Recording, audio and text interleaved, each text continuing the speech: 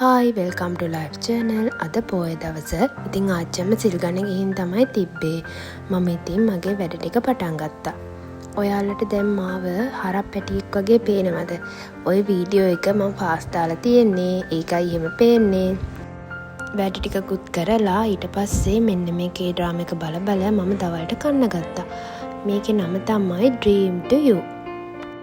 මේක එඩිට් කරද්දි තමයි මට තේරුනේ මම බත් නෙමේ K-drama එක තමයි කාලා තියෙන්නේ කියලා. මං ආයෙ වැඩ ටිකක් කරලා තේ එකක් බිව්වා. ඔන්න අපේ ආච්චි අම්මත් ගෙදර ආවා. ආච්චි අම්මද දානෙකට ගිහින් තිබ්බා. ඉතින් ඒකෙන් හම්බෙච්ච කැවිලි ටික ඔක්කොම ගෙදර අරන් ඇවිල්ලා තිබ්බා. ආච්චි අම්මනේ ඉතින් එහෙමනේ. ඔය ඉන්නේ මගේ මල්ලි. අම්මයි මල්ලි එන ගමන් දන්සලකින් සව් අරගෙන ඇවිල්ලා තිබ්බා. ඊට පස්සේ අපි තුන්දෙනාත් එක්ක පන්සල් ගියා. බලන්න පොය දවස නිසා හඳේ ලස්සන. අදට ඉතින් මම පාඩම් කරලා ඉවරයි. මොකද රැට අද පොඩි මෑන් ආච්චි අම්මලා ඉන්නේ. ඔයාලා බලන්නකෝ එයාගේ සද්දේ කොහොමද කියලා. කොහොමද පාඩම් කරන්නේ ඉතින් එයාත් එක්ක. පොඩි මෑන්ට හෙට ඉස්කෝලේ වැඩ වගේක් තිබ්බා. එහෙනම් අදට vlog එක ඉවරයි. bye bye.